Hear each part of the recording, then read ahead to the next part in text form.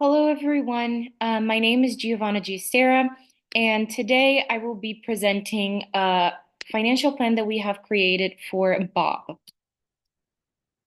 So, we'll be talking a little bit about the necessity to start planning ahead for your retirement, as well as Bob's specific needs and desires for his life after retirement. So, Bob has requested us to create a financial model that reflects his current savings and also that we advise him on the best course of action to have enough money to live as desired in his retirement.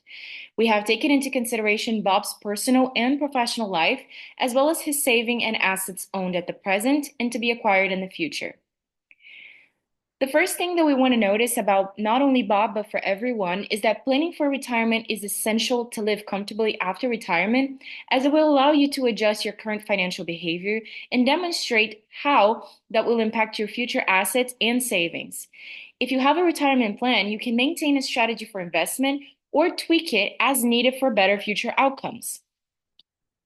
So some of the things that we want to dive a little deeper in why is planning for retirement so important are. So first of all, early retirement possibilities. So essentially, if you are actively and proactively planning for retirement, you can have a better idea of how much you're saving, how much you're earning, and if it's possible at all to retire earlier than expected, or what are the possibilities that you can accomplish after retirement. Maybe you realize that you need to save up a little more and that might not be possible at first, but it can also open possibilities for investments and other ways to save your money that will guarantee that you can retire early and do all the things that you desire to do.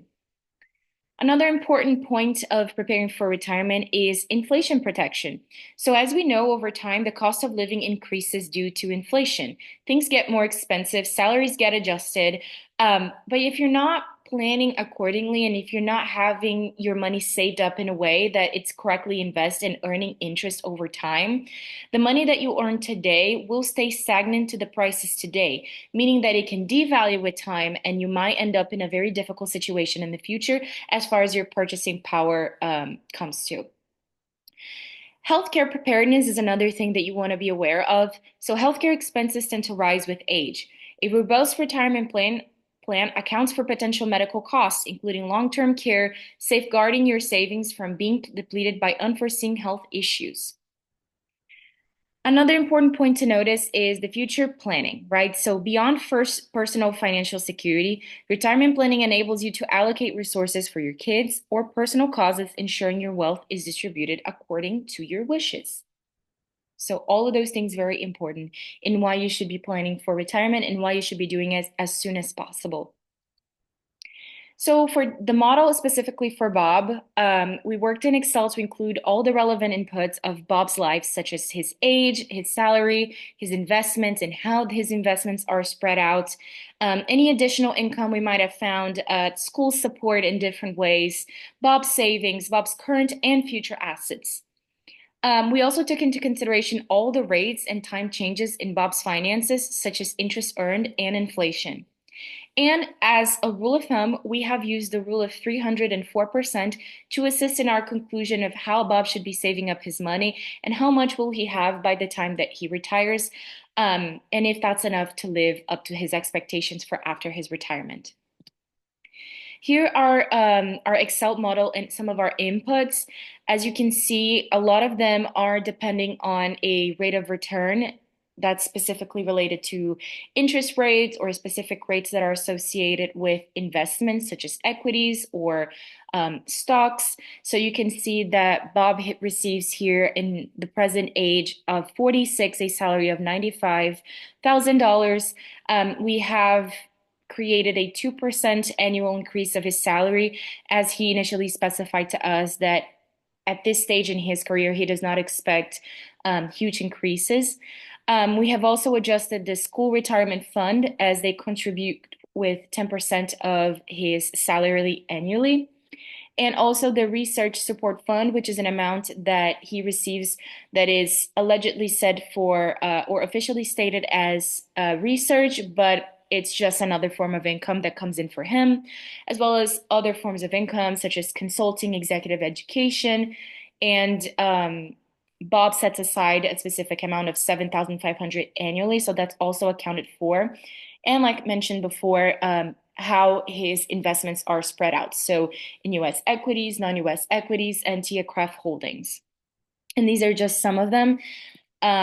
These other ones are the rest. So we see his assets, which will include, as we've specified in this blue square over here, um, some of the other things that are included in his personal savings and assets.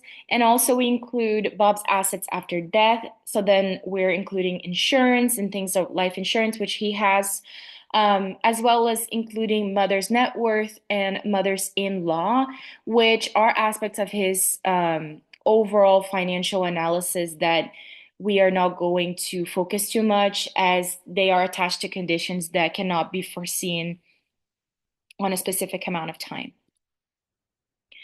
So here are some of the assumptions that we have in this model.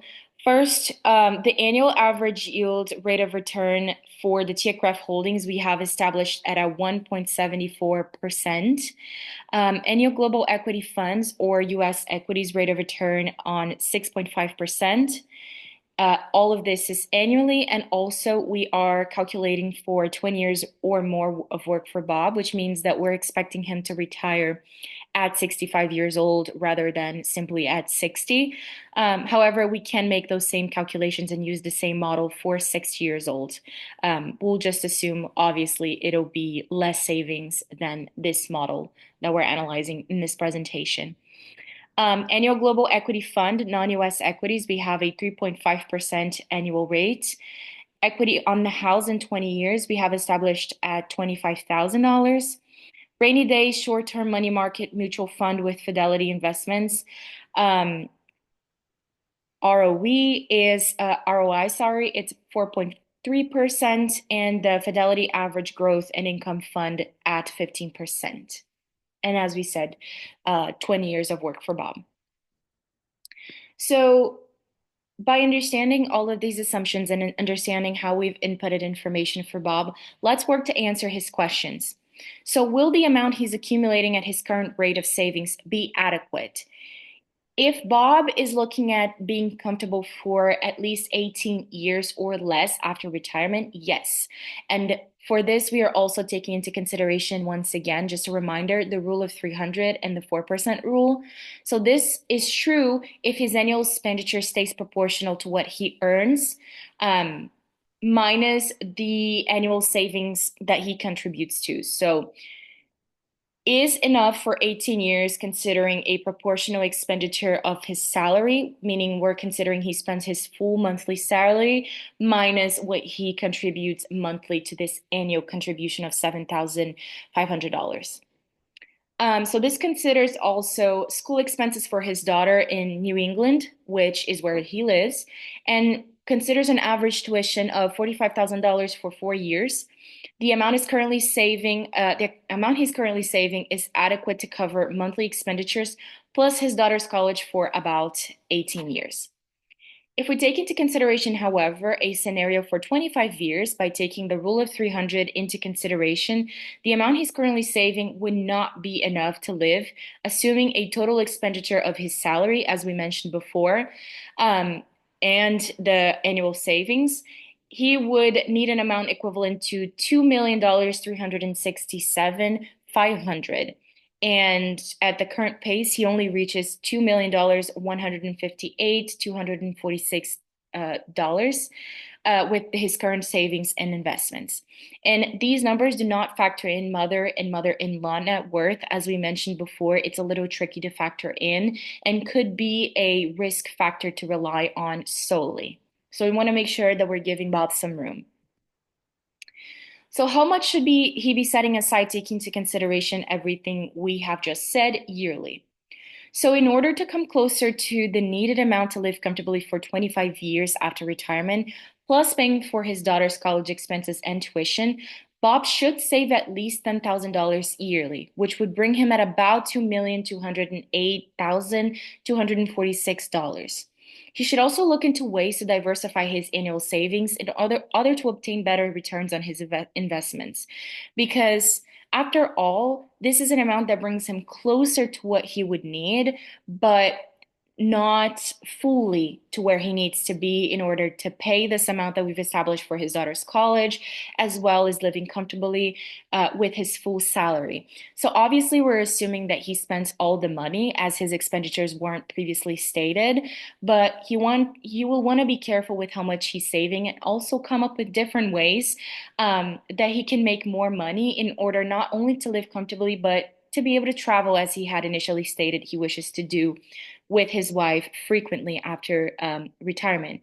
So one of our ideas was, real estate could be a good investment for him. We did not consider the house equity in this initial calculation, as we're understanding he doesn't have any plans to move. And if he does sell the house, it would be for an emergency contingency budget that we're not creating here. So how much will Bob have to live on when he retires?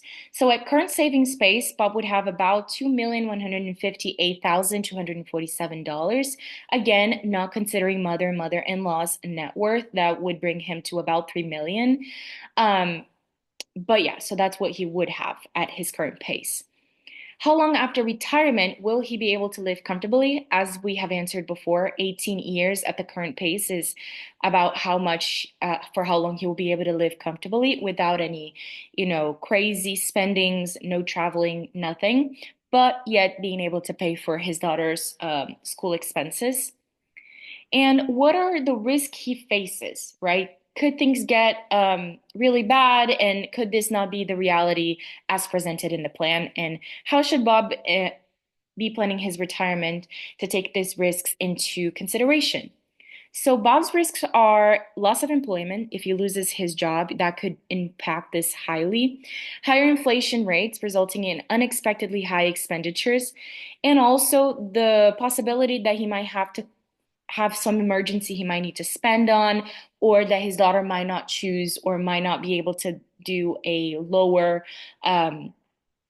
cost school and might, really push for going to a higher cost school. So, in order to avoid these risks or minimize the risks as much as possible, Bob should plan for higher savings and diversify his investments in order to be able to not only live comfortably for longer, but also to be able to travel and do anything he wants. He could look into investments such as real estate, as we mentioned before, and attempt to expand his passive income earnings. So, those are some ideas we have for Bob. Here are some of the model outcomes that we have for Bob. You can see in the lower left square, these are the results for retirement at 65. We have the amount that he would have retiring at 65.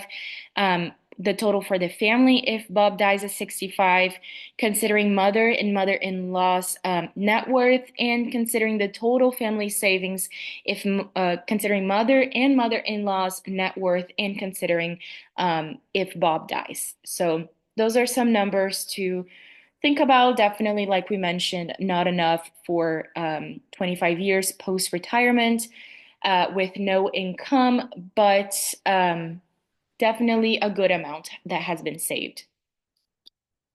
The conclusion for this is that the recommendation would be for Bob to up his contributions to his savings to about $10,000 annually and look for applications with interest rate of return higher than the one he currently has. According to the initial predictions, he would have an amount of $2,158,247 when he's at the age of 65. He would be able to live comfortably for approximately 18 years, considering the payment for his daughter's college, but no trips, no extravaganza. The scenarios all include Bob working until he's 65. If he wanted to work until 60, obviously the numbers would be smaller and he would need higher investments and higher inputs than the ones advised here. I hope this presentation was helpful and that you guys take Bob's planning for retirement into consideration and as an example for your own retirement planning. Thank you so much.